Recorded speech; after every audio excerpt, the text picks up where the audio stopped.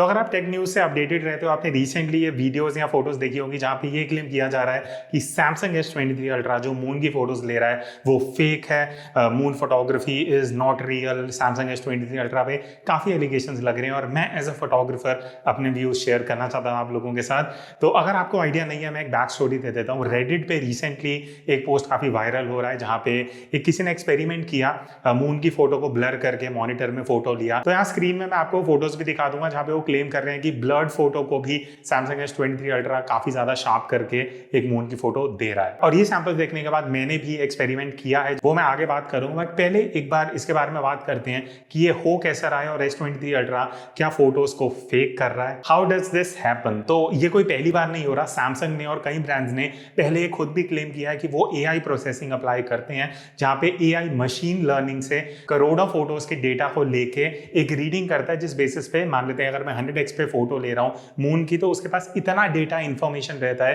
कि वो ट्राई करता है कि जब हम मून की फोटो ले रहे हैं तो उसमें प्रोसेसिंग ऐसी अप्लाई हो कि क्लोज टू नेचुरल हमें आउटपुट मिल सके। बिकॉज टू बी ऑनेस्ट, इसके जो ऑप्टिक्स हैं वो इतने बढ़िया नहीं है कि भाई आप मून की फोटोज ले सको। इससे तो जो आप 8-8 लाख के जो लेंसेज आते हैं जूम लेंस, वो सारी मार्केट ही खत्म हो जाएगी। तो बेसिकली होता क्या है, S23 अल्ट्रा के केस में अगर मैं बात करूं, 10x ऑप्टिकल होता है, उसके बाद जो हमें 100x मिलता है ना, यहाँ पे क्या है, एक पेरिस्कोप लगा है प्लस डिजिटली जूम करके हमें एक फोटो दी जाती है। तो इतनी शार्प कैसे आ रही है? बिकॉज AI प्रोसेसिंग उसके ऊपर अप्लाई हो रहा है, जहां पे इस सैमसंग के पास जितना भी डेटा है मून्स की फोटो का, उसको यूज करके फोन प्रोसेसिंग अप्लाई करता है और हमें कुछ ऐसा आउटपुट मिल जाता है। पर यहाँ पे क्लेम्स ये लग रहे हैं कि सैमसंग S23 अल्ट्रा के केस में सैमसंग ने गलत मार्केटिंग की है, फॉल्स मार्केटिंग की है, इस वजह से इस सब चीजों को फेक बोला जा रहा है। तो मेरा टेक यहाँ पे ये है कि सैमसंग जब एडवर्टाइज कर रहा था, जब मैंने इसको जब प्री बुक किया, तो प्रमोशनल मटेरियल में हर जगह मून की फोटोज लग रही थी और ऐसे दिखाया जा रहा था कि मून की फोटोज बहुत शार्प आएंगी। तो एक नॉर्मल यूजर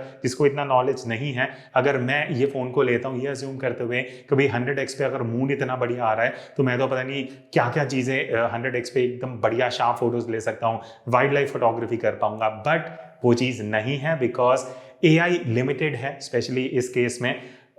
इसके 100x मोड में कैमरा को पता है कि भाई मून दिखेगा तो वो उस हिसाब से शार्पनेस अप्लाई कर देगा और उसको टेक्सचर वैसा दे देगा। बट जब मैं कोई बर्ड की तरफ एम करता हूँ, फूल पत्तों की फोटो लेता हूँ, किसी पर्सन की फोटो लेता हूँ, वहां पे ये AI एल्गोरिदम उतना बढ़िया काम नहीं करता। और यहाँ मैं आपको कुछ सैंपल दिखाऊंगा, ये जो आउटपुट है ये आप यूज भी नहीं कर पाओगे। बट कुछ सिचुएशंस में AI एक्चुअली बढ़िया काम कर सकता है 100x पे। फॉर एग्जाम्पल, अगर आप कहीं टेक्स्ट देखोगे तो इस तरीके से आप देखना, टेक्स्ट 100x पे बहुत बढ़िया लग रहा है, इतना क्लियर कई फोन 10x पे भी नहीं ले पाते, बिकॉज AI लर्निंग में अल्फाबेट्स लिमिटेड हैं, तो वो इजीली उसको अप्लाई कर पाता है। तो अब एक काम करते हैं, इसकी लाइव टेस्टिंग करते हैं। मेरे पास ये मून की फोटो है जो मैंने खींची थी 6 से 7 साल पहले। तो मैंने 2 वेरिएशन बनाए हैं, एक ब्लर भी करके बनाया इसका वेरिएशन और एक नॉर्मल है। तो अभी मैं ऑलमोस्ट जहाँ मेरा मॉनिटर पड़ा है उससे 30 फीट दूर आ चुका हूँ। तो यहाँ पे 30x यूज करेंगे और देखते हैं कि क्या डिफरेंस आ रहा है। तो ऑटोमेटिकली ये डिटेक्ट तो कर रहा है मून को, देखो इस तरीके से एक्सपोजर इसने बैलेंस कर लिया है। तो एक बार एक फोटो लेते हैं। डन। मयंक, किसको चेंज करना, ब्लर वाली? तो अब ब्लर चेंज कर दिया। आप देखना यहाँ डिस्प्ले में भी हल्का सा ब्लर दिखेगा। बट सरप्राइजिंग चीज़ ये है कि जब मैं इसकी फ़ोटो लेता हूँ और अब अगर मैं साइड बाय साइड, ये देखना ये प्रोसेस कर रहा है और अब इसको ये एडिट कर दिया इसने।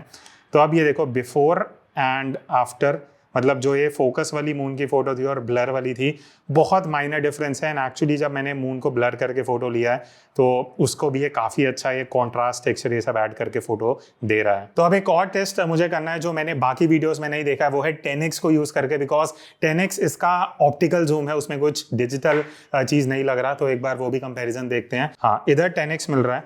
तो ठीक है, अभी जो ये मून वाली फोटो है ये ब्लर वाली है, तो इसकी ये देखने डिस्प्ले में भी ब्लर दिखा रहा है। तो एक बार इसकी फोटो लेते हैं। अब ये हमारी शार्प वाली मून की फोटो आ गई है। इसकी अगर मैं फोटो लेता हूँ तो ये देखो, ये है जो फोकस में मून की फोटो थी 10x पे, और ये वाली जो है ये ब्लर वाली है। तो ये टेस्ट एक्चुअली सरप्राइजिंग था। जब मैंने 10x में लिया तो आप देखना जो ब्लर वाली फोटो थी वो एक्चुअली ब्लर आ रही है, फोकस वाली फोकस में है।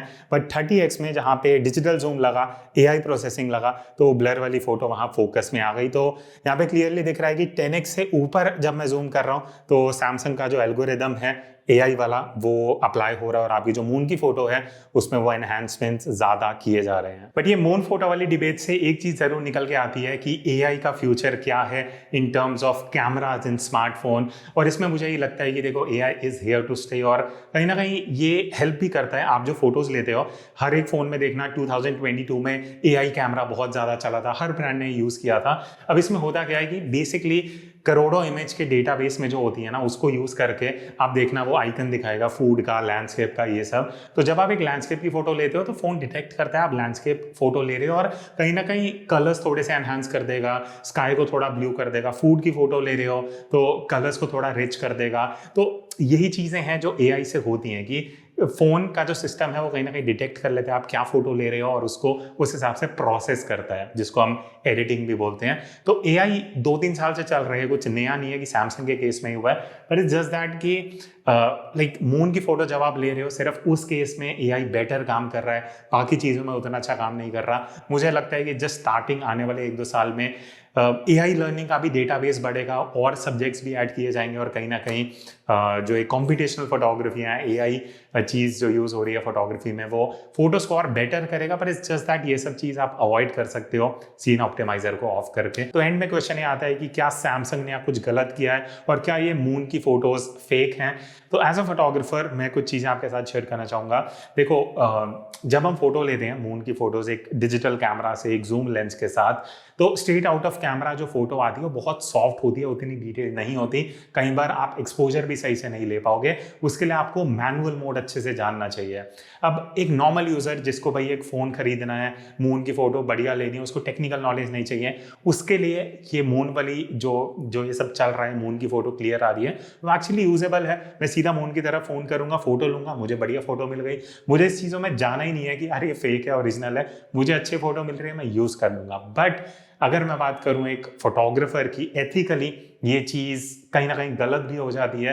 क्यों? बिकॉज अगर मैं ब्लर मून की फोटो ले रहा हूँ और वो शार्प आ रही है तो ऑब्वियसली कुछ AI अप्लाई हो रहा है जो मैनिपुलेट कर रहा है एक तरीके से, राइट। तो I would say processing plus manipulation का एक मिक्सचर हो रहा है इस केस में। तो मेरा पॉइंट यहाँ पे यही है कि एज अ फोटोग्राफर हम डिजिटल कैमरा से भी जब फोटो लेते हैं तो उसको भी हम एडिट करते हैं, उसमें क्लैरिटी बढ़ाते हैं, शार्पनेस बढ़ाते हैं, सैचुरेशन को एडजस्ट करते हैं, और वो सब एडिटिंग में होता है, इट्स फॉर रियल। बस ये है कि इस केस में आपको फ़ोन से डायरेक्टली वो चीज़ होके मिल रही है, तो आपका वो टाइम भी बच जाता है और आपको सब झंझट में नहीं जाना पड़ेगा। तो as a photographer if you want to be honest with yourself, तो एक ऑप्शन आपको यहाँ मिलता है, आप सीन ऑप्टिमाइजर को सेटिंग में जाके ऑफ कर देना, तो अब जो आपकी मून की फोटो है वो नॉर्मल ही आएगी। तो मुझे लगता है कि सैमसंग को कहीं ना कहीं ये चीज़ क्लियर करनी चाहिए थी कि भाई AI वर्ड कहीं ना कहीं यूज़ हो सकता था, बिकॉज लोग यही सोचेंगे कि भाई मून इतना बढ़िया आ रहा है तो बाकी चीज़ें भी बढ़िया आनी चाहिए, और जब वो चीज़ शार्प नहीं आएंगी, मान लेते हैं कोई पोर्ट्रेट या कोई बर्ड की फोटो, तो आप एक्चुअली डिसअपॉइंट होगे, जैसे मैं भी हुआ था। मुझे तो S22 अल्ट्रा सही पता था कि भाई सिर्फ मून की बढ़िया आती है, बाकी चीज़ें इतनी शार्प नहीं आती। आपके क्या व्यूज़ हैं कमेंट करके जरूर बताना। I would love to know your views कि इस बारे में आप क्या सोचते हो। I will see in the next video, तब तक take care and keep clicking.